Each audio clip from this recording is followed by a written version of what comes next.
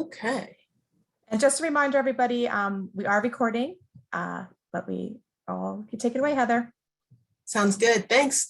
Hi, everybody. Welcome to our professional coaching for life and work certificate program information session. It's a mouthful. So as my colleague Jen mentioned, we are recording and you will get a link to this after the session. You'll get a link, an email 24 hours from now that will have a link to the recording as well as our application and more information that we talked about today. So you'll have all of that. So don't worry about furiously taking notes. You'll have a chance to see it again if you need to and share it if you know anybody else who you want to do the program with. All right, so let's go ahead and get started here. So we're here for you. So we're going to start off by doing a quick little poll so that you can tell us about yourself and sort of what brought you here today, where your interest level lies, and your knowledge about coaching so that we can make sure that we tailor the session to the folks we have with us and that we can answer all of your questions. So Jen is going to launch a poll for us. Let's see, here we go. I've got it too. There we go.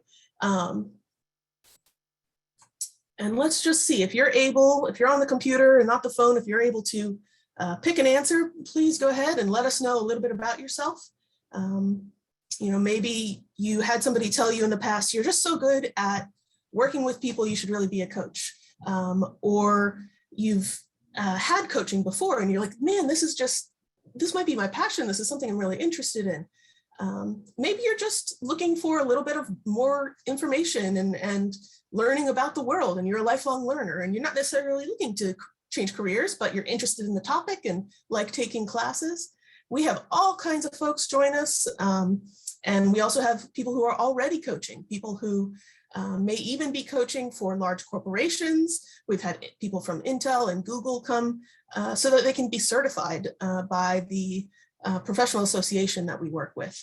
So all kinds of reasons to be here today. Let's go ahead and share the info and see what we have.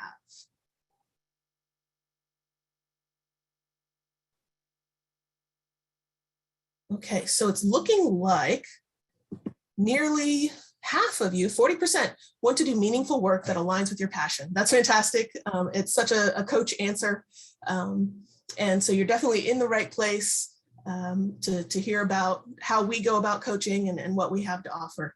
Then we have a smattering of other folks, people looking at career shifts, people who are already coaching, and we've got a few of those, welcome, looking for the formal training and the certification.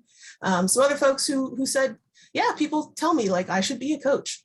So this is great. We'll have a lot of new folks to the world of coaching and a couple of folks who are already doing it and looking to get that stamp on your resume, which is fantastic. Right. Let's move on. And we'll tell you a little bit about who we are. So my name's Heather Ogle, and I'm the program manager for our program here. And I'm joined by my colleagues, Jen Knutson, who helps us out with the program. You'll hear from her back and forth. She'll be a great asset for questions. And then we also have Christy Craig. We're really lucky to have her here with us today. She is our enrollment coach. She takes care of a lot of programs, but ours is one of them. And so she's going to be your very first point of contact. If you have questions about the application process or the program, you can get in touch with her and have conversations or emails, all that kind of stuff. She will help you, guide you through the whole process. Christy, do you want to say hi? So much everyone for joining us this evening. I'm super excited. Like Heather said, I am the enrollment coach for UC Davis Continuing Professional Education. And while I do have information on multiple programs, this one's my favorite. So please schedule an appointment if you have more questions. I'd love to discuss it with you. I'm also going to drop a link in the chat for the application direct link, as well as my Calendly link. So if any point during this or at the end you'd like to schedule an appointment with me to go into a little further detail, I'd love to meet with you and discuss the program further. Thanks everyone again. Thanks, Christy. And Jen. Hi everybody, nice to meet you. Welcome to our information session. We're excited for you to be here. It's a great program. I'm the program assistant. So once you join the program, you'd probably hear from me sending out some materials or just information along with Heather. So welcome, everybody. Thank you, guys. And as you can see, we've got Christy's info on the screen. And like she said, she's going to be pasting some of that info in the chat as well. So you can take a look in the chat and grab that. And then as we move along, I'll introduce our program directors. So we have a lot of people, a whole bunch of people who interact and help with this program, a lot of mentors and instructors. But these two folks on the screen right now are our original creators of the program, and they are our program directors. So we have Carol Bennett. She's a PCC, and she just achieved her PhD in adult learning theory and executive functioning. And then we have Michelle Payne, who is an MCC, and she is our main director, our sort of solid stone of the program. And if you're unfamiliar with those letters, that MCC and PCC, we'll talk about those more, a little more into the session. But basically, what they mean is an MCC, very few coaches ever make it to that level. That is the master level. You have to have thousands and thousands of hours of coaching. And a PCC is the level you get to right before that. So we have highly practiced directors, and they are also instructors, and they're also currently practicing coaching. So they are in there doing it at the front of the field. So they know exactly what the forefront of coaching is looking like. And then again, this is your session. So ask questions. We have a Q&A box at the bottom. And so throw out those questions as we go along. I like to have more of a conversation with you guys rather than making you like hold questions till the end. So please, as we're going through stuff, throw out the questions. If it's something that's applicable to what we're talking about right now, we'll definitely talk about it. If it's like, oh, we're going to talk about that in a slide or two, we'll kind of hold on to it. And then when we get to that slide, we'll definitely talk about those questions. And then we'll have extra time at the end for any lingering questions as well. So here's a little overview of what we're going to be talking about. We'll define coaching as how we define it and how the International Coach Federation defines it. We'll take a look at our program philosophy, what makes our program different from other programs. And then we'll look at the schedule and the structure. What does it mean to go through our whole program? It's a 5-month program. We'll talk about this ICF, the International Coach Federation that I mentioned, and how we're aligned with them and how that enhances our credibility and your credibility as you work towards the UC Davis certificate, and then even applying to that professional association if you choose to. And then at the end, we'll talk about some extra benefits that come along with our program. And then we'll have that extra time at the very end for more questions.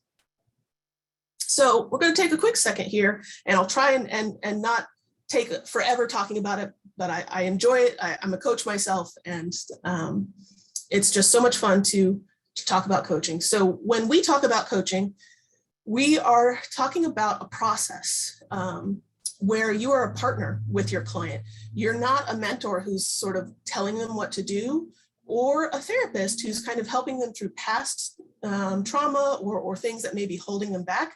You are taking them as they are today, as a whole entity, sitting in front of you and saying, what are your barriers in front of you? And you're a partner. So what that means is that you're going to be a sounding board for them. You're more of a tool than an advisor. Your job is to make that space and hold that space for them to actually think out loud and ask really in-depth questions that make them think in ways they hadn't yet and see things in different ways. And they come to their own answers through this process. And as anybody can remember, maybe from childhood or even as adulthood, we're much more likely to follow through on something that we've chosen to do ourselves than when somebody tells you to do it. You know, as a kid, your mom tells you to do something, you're like, whatever. And as an adult, even when you've decided that you want to do this, your follow through on that is going to be have so much more intention and a much higher chance of it actually happening than if somebody has told you, you should do this. This is what you need to do. We call it shoulding. Don't should on people as a coach.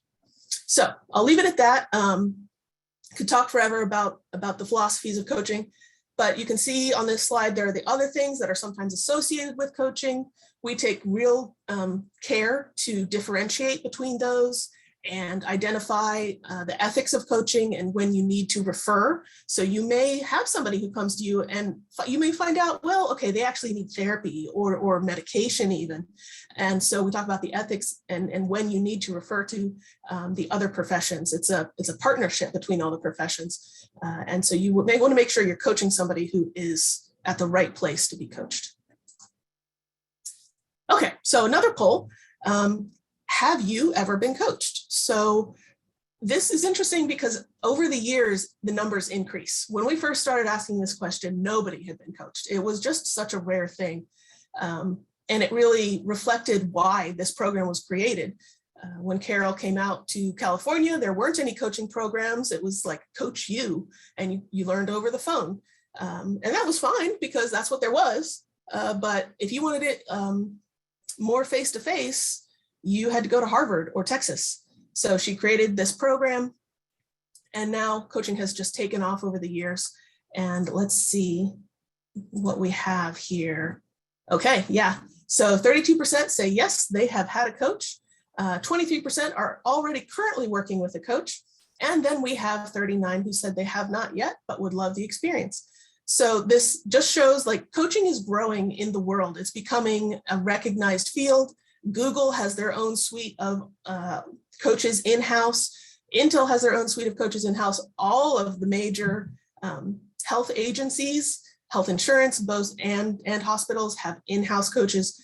There are jobs on the market asking for coaches, in addition to coaches that just hang up a shingle and start their own small business. So the world of coaching is really expanding and becoming more of a household word that people know what we talk about now, which is awesome. All right, so with that in mind, I'll tell you a little bit about our program and how we approach coaching and how that makes us different from other programs out there. So we use the Icf Core Competencies as our foundation. The ICF is one of, if not the most recognized professional association for coaching. And it is truly an international foundation. While you're in our program, once you've completed 60 hours of work, you can actually start partner coaching within the ICF if you choose to join. And you can be coaching with people in France and Germany and different countries in Africa to practice your coaching as you go through our program. It's truly an international group. And one of the reasons we follow this is that they were early off defining the core skills that every coach should have. One of our tenets of the program was to legitimize coaching and keep it aligned with particular skills. Anybody can decide that they're a coach and hang their shingle and say, I'm a coach. But we really wanted to have a program that was associated with the university. It's approved by the university. It's worth academic credit. That really shows that this is a rigorous, tested, proven set of skills that you're going to learn. So Icf Core Competencies, and it means that we can accept people who are interested in all kinds of coaching, because the core skills you use with an executive who you're coaching, or a mom who needs life coaching, or children who need youth coaching or health coaching, the skills are all going to be the same. The listening and the creating the safe space and building trust, and those skills, just like basic basketball fundamental skills, you need those to do any of those kinds of coaching. So unlike some programs where we're an executive coaching program and they are specific to that genre, we are able to accept people from all different kinds of interests and backgrounds, and we end up with this amazing mix of individuals that is so diverse. They come from all different kinds of backgrounds, whether, we've had Midtown Sacramento bartenders mixed with high executive coaches and career-changing moms and retirees and folks in the Army. It just all comes together for this amazing experience, not just because of what you're learning, but because of the people that you're with. And it's a cohort experience the whole time you're going through with this group of people, spending time with them, coaching them, they're coaching you. You really get to know them as you go through. And it doesn't matter what, people are interested in doing when they leave the program, because you're all learning those core skills. Heather, we have a great question, as I know Yeah. it's answering it a lot in the next couple slides, but someone's asking if you're going to be covering what differentiates this program from others that teach coaching frameworks and Legis certification. So I know that's going to be covered in a couple of this upcoming slides, but just wanted to give you a heads up as you're starting to touch base. Yeah, thanks, Jen. So the framework, I would say, are the Icf Core Competencies. That is a specific set of skills that then the Icf tests on, and we use those as our set of skills that we follow. And then the other part of the question I already forgot, but we'll bring it back up as we get closer. Sure, they were just asking about what leads to the certification and that. Yes, okay. Sure thing. So when you finish our program, you will have a certificate from UC Davis.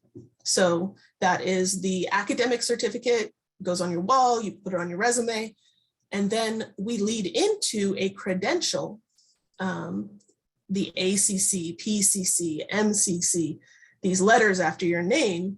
We get you all set up so that if you want to pursue those credentials, you have 99% of the work done.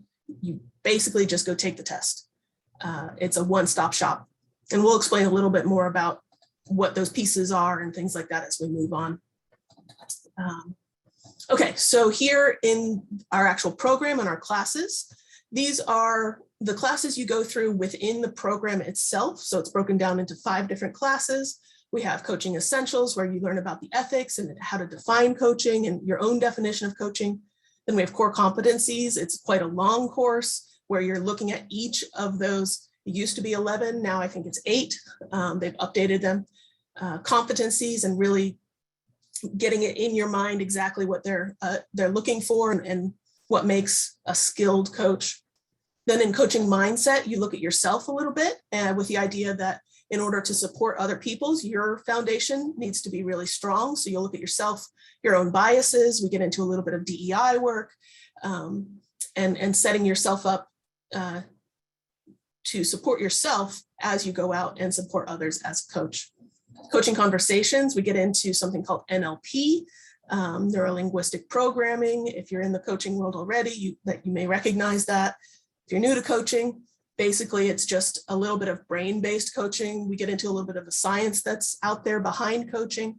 And so you really just start to add to your toolkit in Coaching Conversations with different methods and ways to go about a coaching session, and tools and things you can try using.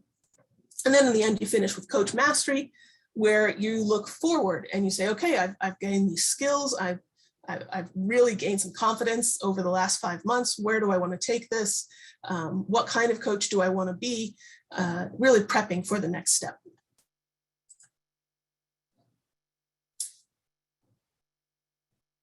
Okay, so we have 2 programs. We have a summer program and a winter program. And both of them are on Fridays and Saturdays, and the classes run from 9 a.m. to 4 p.m. with a break for lunch, and they are over Zoom right now. So COVID, put us into the online world really quickly. We had to shift because we used to be in person, and it was a really big shift at first, but happily we found that the Zoom world just kind of melts away when you're really engaged in the class and the sessions. When somebody is doing a demonstration with the instructor, you forget that you're looking at a computer screen. You're looking at their face and their reactions, and you're practicing your awareness as you watch somebody go through an emotional experience. So we've had really good feedback about doing this over Zoom. Would most people or some people rather be in person?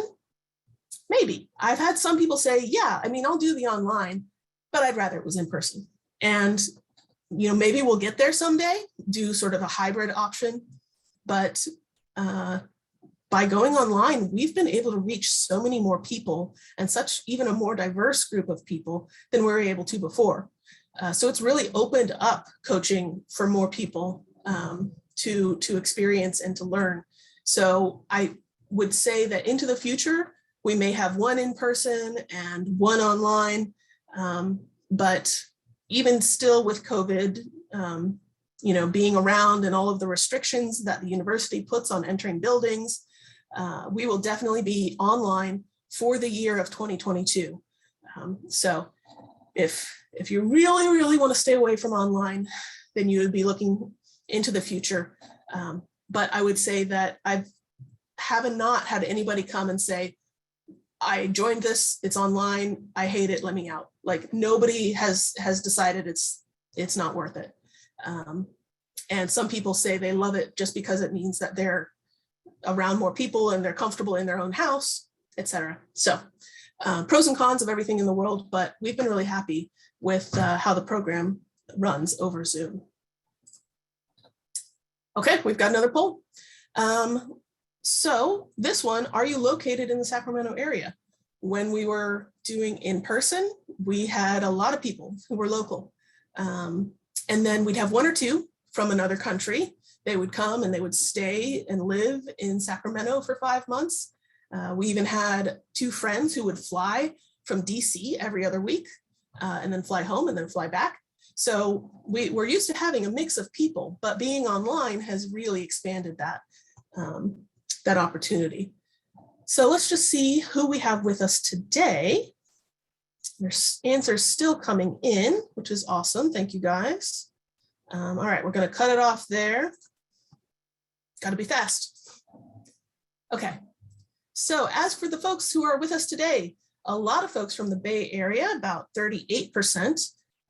So even larger than our local Sacramento area. We still have locals, 19%, but the general Bay Area, 38%. And that is definitely something we're seeing with online Bay Area, and even Southern California folks would not quite take the program because it was like, okay, I could commute, but then I'd have to come back. And it's just that much of a barrier.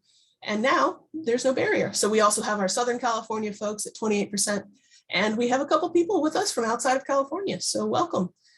It's really fantastic to see all the variety of folks that we end up getting in the program. You are certainly in the right place. Not unusual to see all kinds of folks. All right. So we're doing good. We're about halfway through. So this is the winter 2022 cohort schedule. And like I said, don't worry about trying to jot this down. You can take a screenshot if you want, but you can get this schedule from Christy and anything like that so that you can compare your schedule to it. But you can see that we'll be starting at the last week of January, and the classes are on Fridays and Saturdays. And in general, they are a week of class, a week off, a week of class, a week off.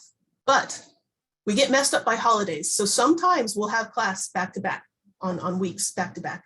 So don't do what we had one person do in here every other week and just plan out your whole schedule and then be kind of messed up.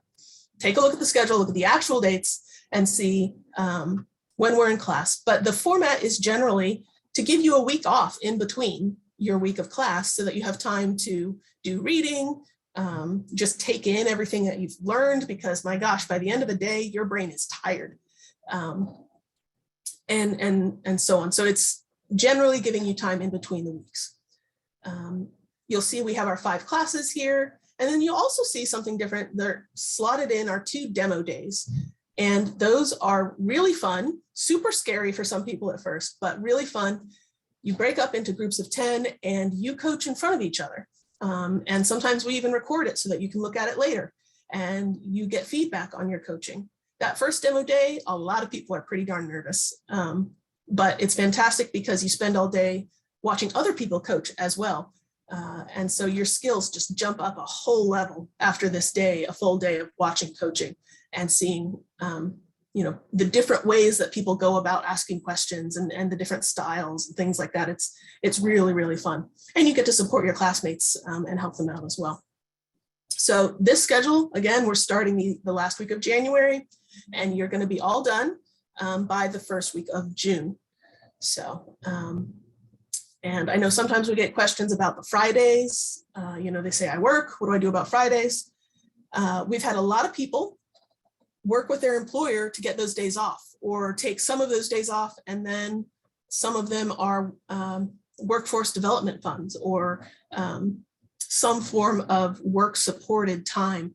You can go to your employers and say, look, the skills that I'm getting here are going to impact our team this way, this way, this way, and this way, because my communication skills are going to skyrocket, and ability to speak with clients and make them feel heard. And there's a whole bunch of skills that you're going to have that you can tell your employer about to get them on board and support you in the time that you need to take to do the program. I spent some vacation time, and then some time having my employer support me on a couple of the days to take the program. Oh, Heather, real quick before we move on. So I've been keeping an eye on everyone's questions. So a lot of them was kind of what you're touching bases. Some people were saying that they're not available on Fridays, evenings are hard. But another question that also came in was, are they still going to be online? Is there any plans to go live or in person? Thanks, Jen. Yeah, so as I mentioned, it's going to be online for both cohorts in 2022. So the one we're talking about coming up and applying for, that's online, as well as the summer one that will start probably in August, that will also be online. As for the future beyond that, that is looking open. So there's a significant possibility that we may do a hybrid where some of the classes are via, a computer screen on a Saturday, and then others you come in person and actually see each other face to face. But those have not been fully developed yet. We kind of have to wait and see what the world does with COVID and how the university, all of their policies around COVID. And maybe down the road, we could even do a fully in-person. So these are possibilities, but the only thing that I can guarantee you is that the year of 2022 is online. But we know that people want to see each other in real life. We know that, and we're looking for ways to, reach towards that and make that happen. So it's good that you share, and that we know that people are still interested in that kind of format. So it's good to share that with us so that we can keep track of that. And then as for the Fridays, yeah, it is tough when you work. And then the only thing that we've been able to find is that there are employers who will support your absence when you tell them about all the skills that you're going to bring after going through the program. Okay, so keep the questions coming. That's really great. I was just about to say you guys are awfully quiet, but that's good. So keep them coming.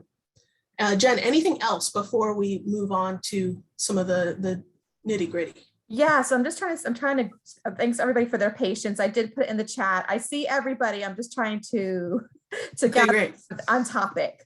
So someone was asking about how big the cohorts are. Okay, the cohorts, we got this time as big as 50. So that's the largest that we would ever go. And we're doing it kind of as an experiment. Because with the idea that, you're going to have 2 Zoom screens, you can put 25 people on each screen, you can see and interact with up to 50 people. It's still, though, that's a lot of people to manage. And so we're going to have feedback from this year's experiment to see how did that experience go? Is that something we want to do again, or do we want to bring the number down?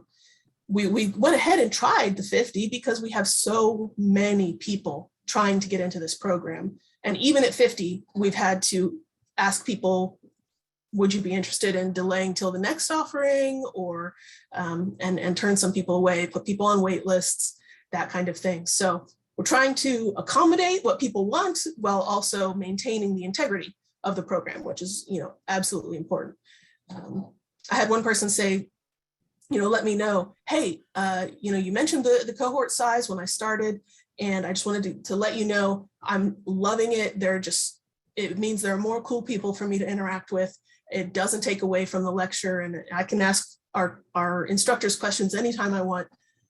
So, fantastic feedback from somebody on the group sizes, but it's something we're aware of. And, but it's still a much smaller class than you would get at some of the larger schools that break things apart.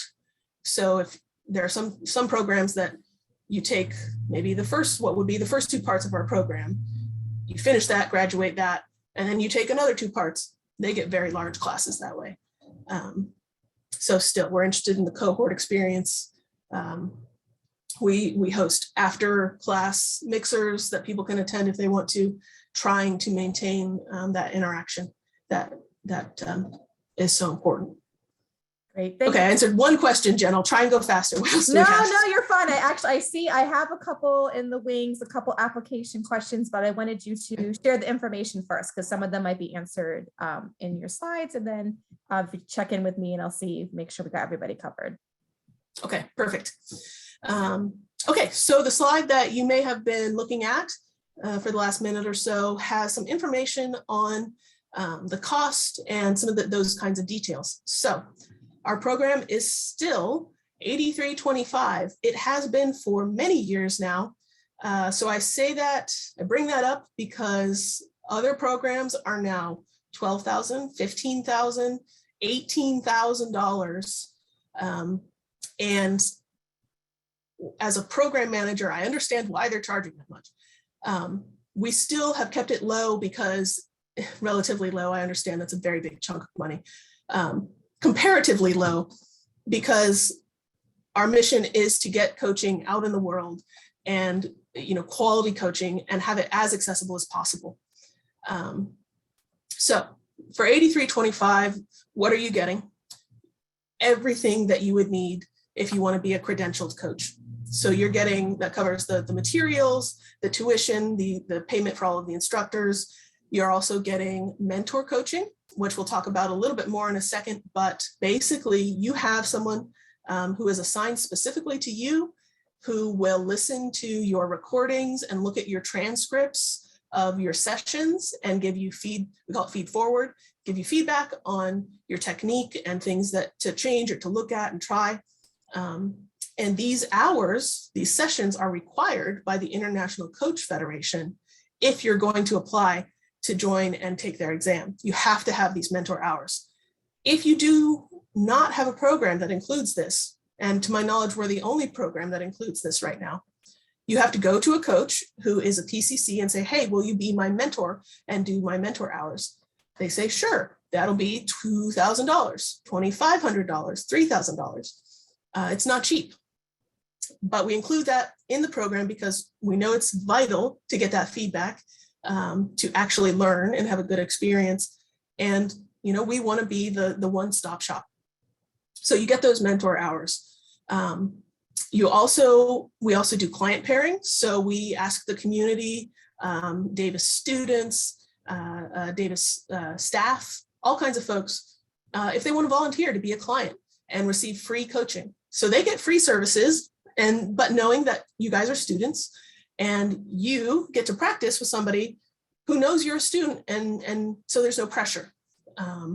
So there's no requirement to use the clients, but for folks who don't already have a network or are anxious about that part of getting started as a coach, it can be a nice little lift to be like, okay, here's somebody, just coach. You don't have to worry about finding somebody yet.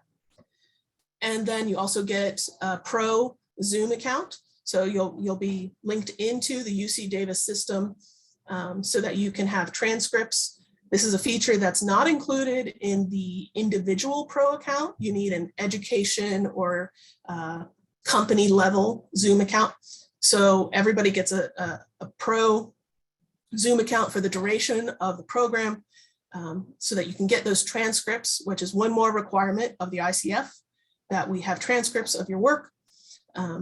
And then the normal application fee for programs with UC Davis is waived. We don't worry about that because you're already spending a lot of money. So the deadline then to apply to join the program is going to be November 17th. It's a few questions. I'll bring those up on the screen in a second. Totally free to apply. So there's no harm in applying and trying. You can decide later, you know what, I don't have the time to commit to it this year, or I need more time to manage my funds, something like that. And we can hold on to your acceptance for a little while and defer your acceptance. I've had folks who I had a relationship for, 3 years before they finally, all the stars aligned and they took the program. And so then it's so fabulous to see them graduate through the program and finish. But we say, right person, right program, and right time. So we work with you to find where those things intersect. So some of the perks, one of the perks about the program. Heather, is this a good time if I have some residual application questions? Yeah. Okay. Let me go to our application questions slide, wherever that is, and we'll have that up. Did I take it? Yeah. Perfect. There it is. Okay. There you go. So again, someone was just asking how long after submitting an application will we know if we're accepted to the program? And I think the date might have been on that slide. Sorry, you were breaking up just a little bit at the beginning. Oh, sorry. Yes. How long after submitting their applications will they know if they're accepted to the program? Good question. So about 2 weeks. So November 30th is sort of the outside date that we would be getting back to you. So what would happen is November 17th, we start pulling all those applications down as a group from the system, share them with the directors go through them and evaluate them and get back to us with acceptances and wait lists and deferrals, things like that. Any other questions? Let's see, there was one more. I think a couple of people have asked similar when they would find out. How competitive is the application process? It's a good question. I wouldn't use the word competitive because some people, to them it says like, I don't have the right background, or I don't have the right education, or I don't have any other like coaching style certificates to share and tell you about. That's not what we're looking for. What we're looking for is to get to know you as a person and why you're interested in coaching. So a good application shows your enthusiasm. It shows examples of things you've done similar to coaching, whether it's just helping out a friend or giving advice, even though that's not what we do as a coach, that's, similar. We really want to see and get to know your story. And someone, we're looking for that diverse cohort and people who are going to not only, do great things with this education, but also share with their cohort mates and be a great cohort mate and an active participant in the program. So enthusiasm wins over any kind of background that you may already have in coaching. And the other way to interpret competitive may be just like, what are my chances of getting in? I would say if you bring that enthusiasm and show us why you want to be here and how you will contribute, you have a really good chance of getting in. That said, it does fill up. We do have to put people on wait lists. So getting your application in at this level, you're going to have a pretty good chance of still making it into the program. But things happen like you're accepted and then you want time to figure stuff out. If you take too long to figure stuff out, other people have already paid and are holding their spot. So that's really where the catch comes in. Do a lot of people qualify, but the spaces kind of fill up quickly. So I hope that kind of answers your question. Yes, thank you, Heather. Okay. All right, I'm going to go back. Maybe I need to change the order of some things in my presentation because that was a good question and my answer was really far away. Okay, right here we have an example of one of the perks of the program. This is our private alumni group. Once you join the program, you can join this group. This is a group for all of our over 400 alumni, probably close to 500 now. And people share questions, business questions here, questions about like what kind of software do you use? Where's a good place to market yourself? Do you guys, anybody have that template for this style of question pattern? I lost mine. Or what's your favorite resource for such and such? It's a really great place to interact with other coaches, other like-minded people who know what you've been through and what you're trying to achieve, and are really excited to support each other. You know, you're out there to help people, and the other people in this group are out there to help people. So it's a bunch of people who are just super excited about helping each other. And it's a really great thing to watch as people interact in that group. All right, so the ICF, let's do, how are we doing? I'm going to go ahead and just keep going and assume most folks have not heard about the ICF. I know some of you will have since you're already coaches, but we're going to talk about it a little bit. So this is, as I mentioned, the #1 or up there, to be fair to everybody, but I think it's the #1 coaching professional society out there. These markers, the ACC, PCC, etc., you'll find them on LinkedIn, you'll find them on Indeed and Glassdoor and Monster. When people are looking for coaches, these are the markers that they put in the requirements. So these are the things that when they're on your resume are going to make you match up with employers if you're looking to be hired as a coach. And then they're also a good mark to people who are looking for coaches, who are doing research to show that you are legitimate and you have education and skills as you go out there and do your own coaching business. So we align with their requirements. Do you have to participate? No, not at all. If you're just interested in learning about the world of coaching, or you may or may not want to do a business, you're not sure, you don't have to do any of this stuff. You don't have to be involved, but it's there if you want it. So we are an accredited coach training program. You'll see the ACTP acronym around. And what that means is you're getting 150 hours of accredited training. You're getting your mentor coach, you're getting client pairing, and all of this can be applied to getting, excuse me, these different levels of certification. Associate being the first, and then moving all the way to master, as some of our instructors are. So here we see a big graph with a lot of information, or chart with a lot of information on it. But what I want to point out is these are the requirements to sit for the ICF exam and at the different levels. So you graduate with a UC Davis certificate. What does that mean? That means you've been with the right kind of program. Excuse me, I'll take it.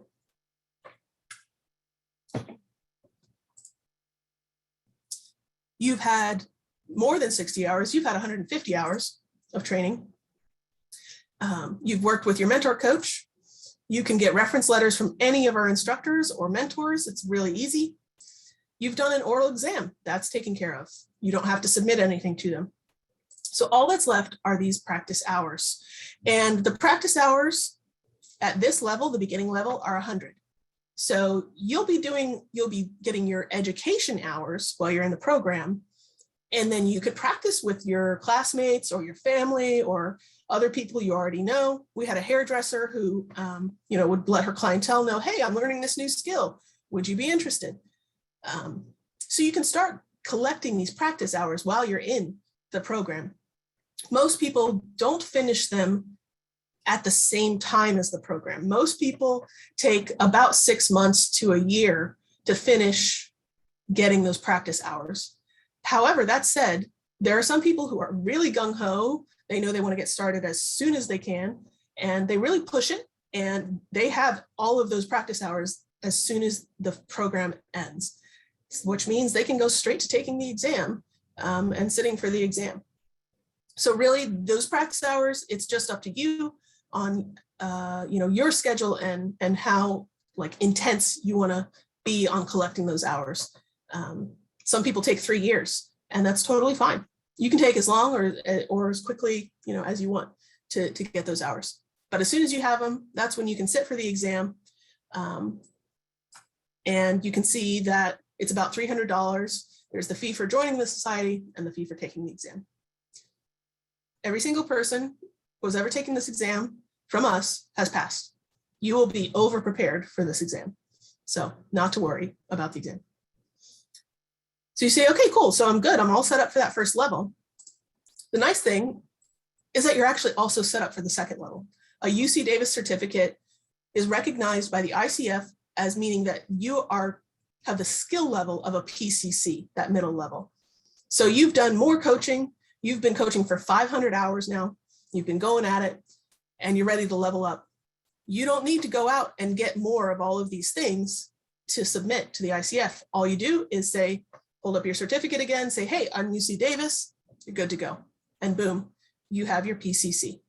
So super nice if you're interested in getting credentialed. We really, really set you up for that. Okay, just a few other notes about things that you can get out of this program, and then we'll have time for questions. So here you can see something about a master's degree. We'll say, what's that?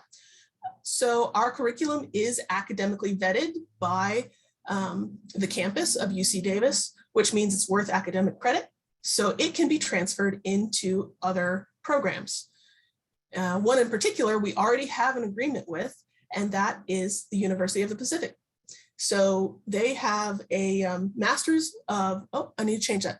They updated it to leadership. It's a Master of Arts in Leadership with concentration in organizational learning and effectiveness.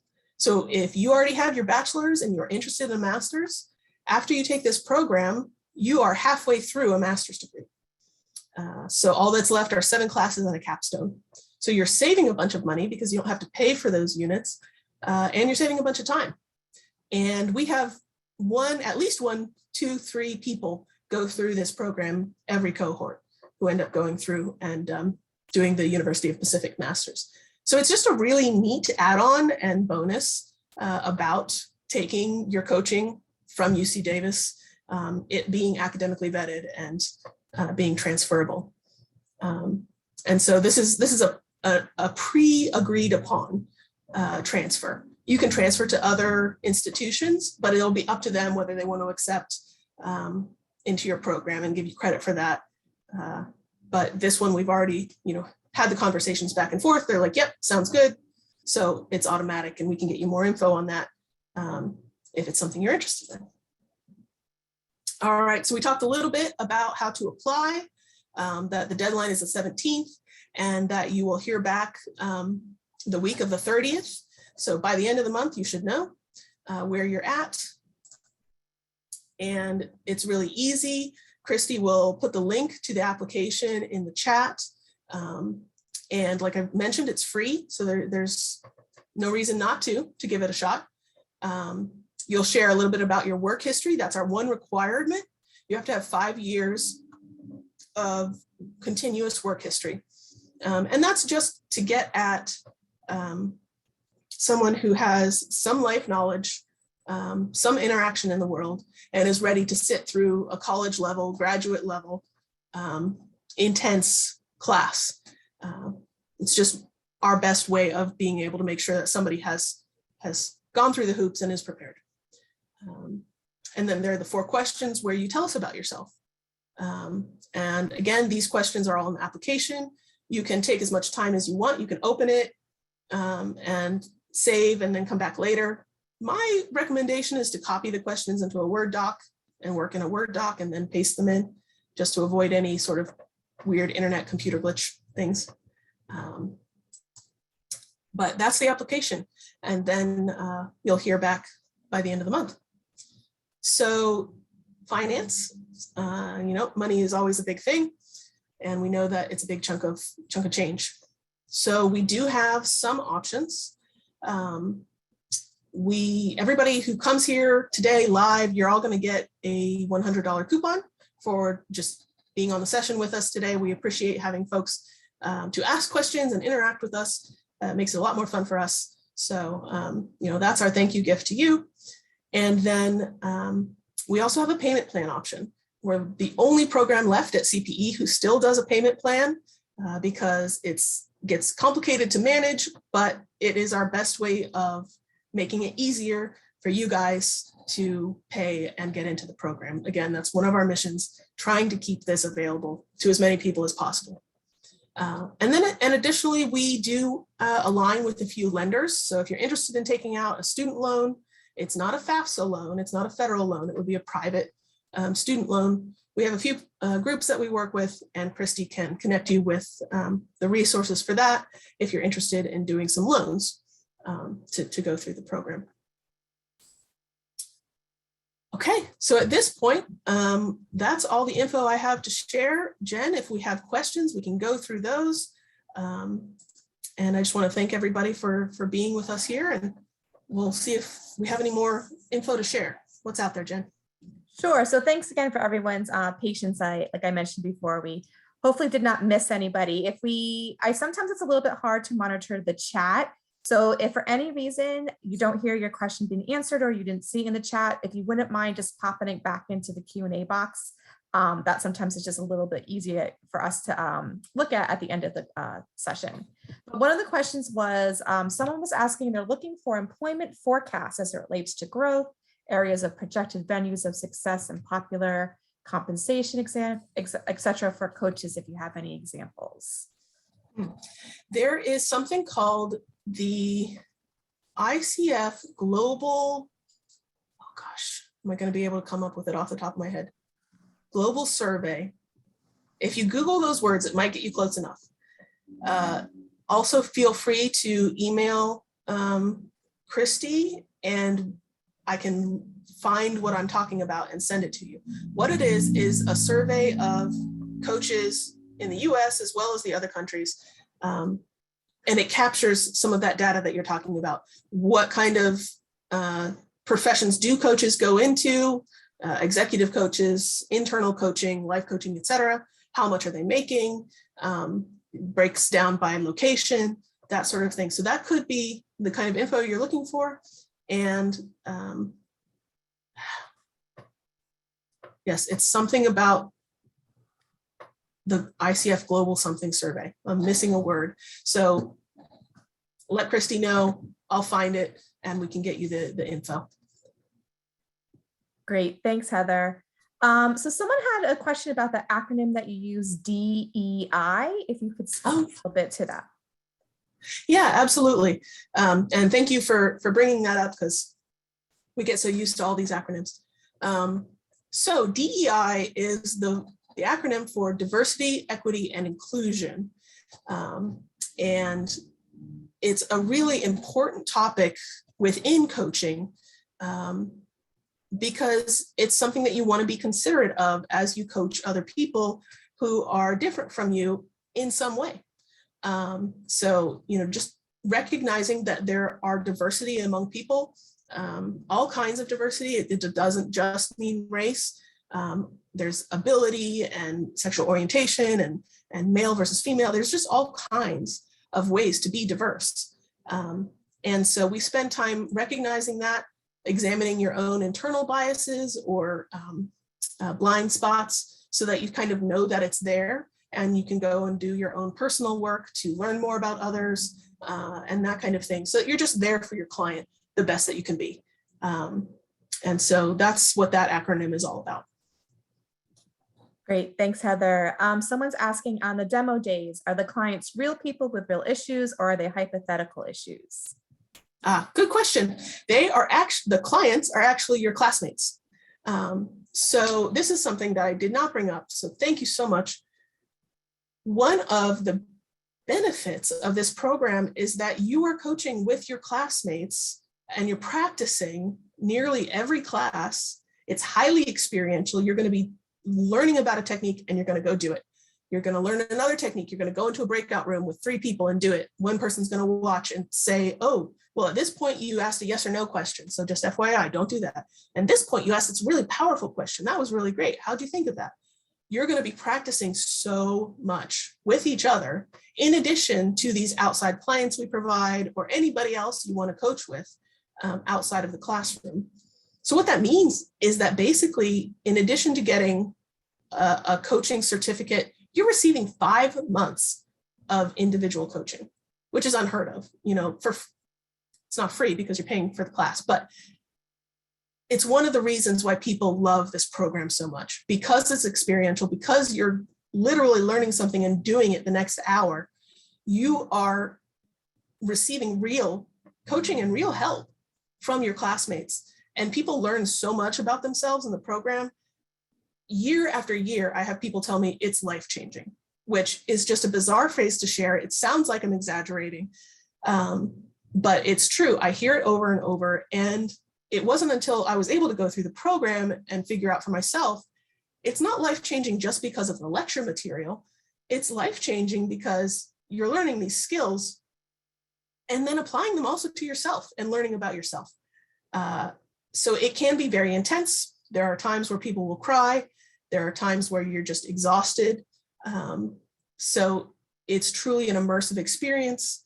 And one of the greatest benefits of doing a coaching program like this, where we may not be in a room together, but we're still face-to-face interacting and receiving coaching from each other. So very long way to say, demo day, you're coaching your other classmate while all the other classmates watch. And then you switch and they coach you on real topics. And that's in Zoom, right? Heather, just someone wanted to clarify if it was in person or Zoom. Yes, thank you. It is Zoom. And so, but you'll go into what we call breakout rooms, which are smaller sections where it's just you and maybe your other classmate and nobody else is within that sort of chat room. And it becomes very intimate. And on the very first day, you set up a confidentiality contract with everybody in the class. You all go through and define what needs to be on it. It's specific for each cohort, but absolutely things that are talked about in the class are not shared outside. The classes are generally not recorded for that reason. We don't want to record something that somebody doesn't want out there, so that you feel free to share deeply and authentically as you're coaching and receiving coaching. Great. We have a couple questions about data. So do we have any data on what graduates of this program are doing now?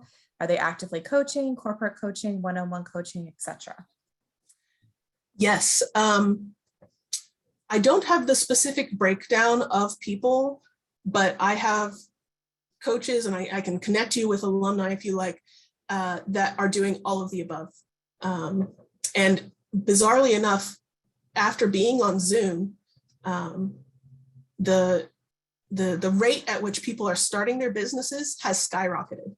They're going, instead of taking the 3 years to try and start and kind of get towards it, Zoom, not only like the class being on Zoom, but the world being on Zoom and other programs like it has made it so much faster to find clients and interact with clients.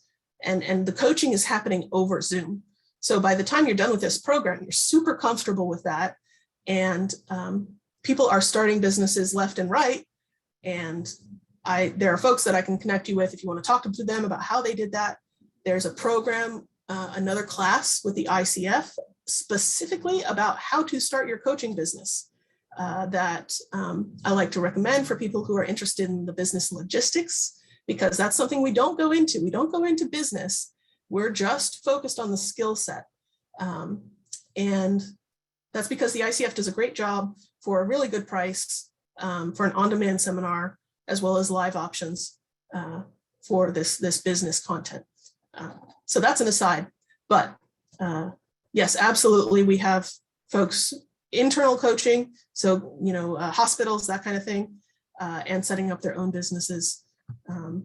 Off the top of my head, my cohort, I would say 50% started businesses within the first 4 months.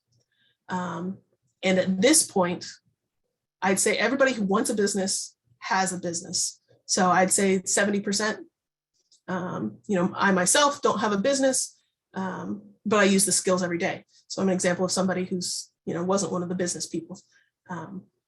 But it definitely sets you up for the skills, and match that with the ICF class, you're good to go.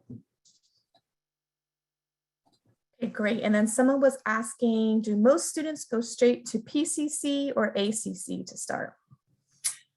A lot of people pick up their ACC on their way to the PCC. I do know, we had an alumni on a couple info sessions ago who skipped the ACC. He just went ahead and waited.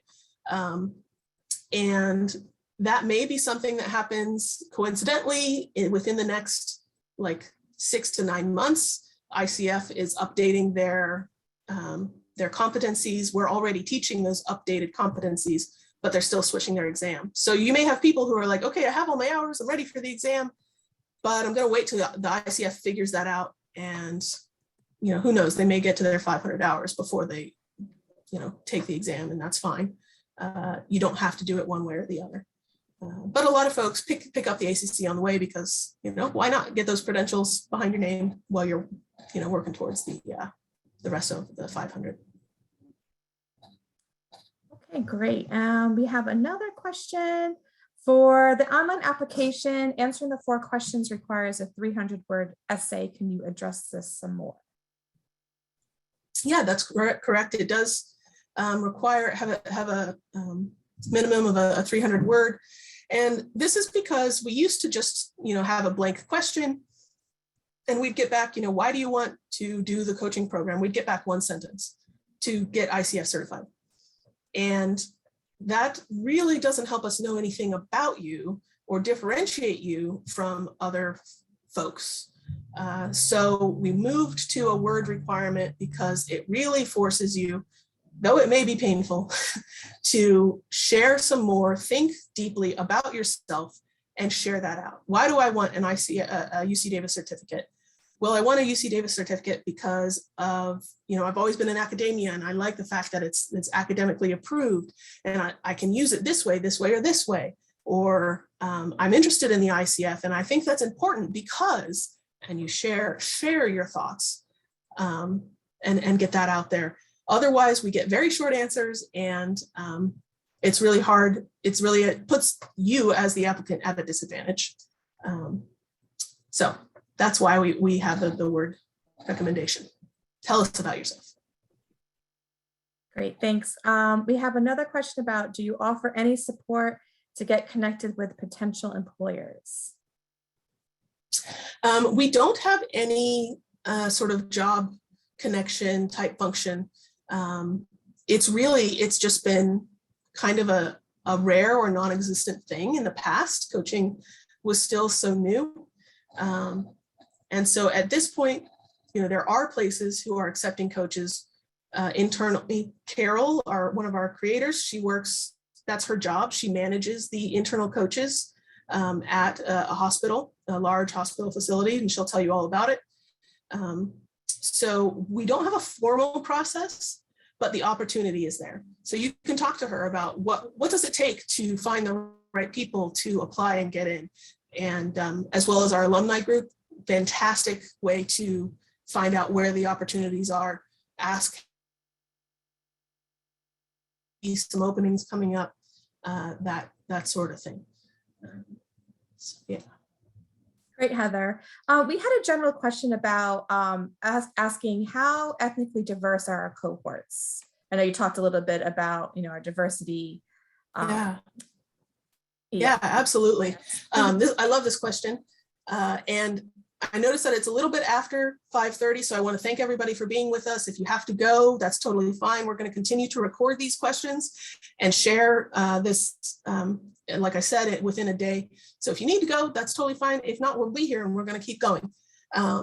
So the diversity of our cohort, it's so cool, especially after going online. When we were local, it was, you know, very mostly middle-aged, more female than male, more white than anything else.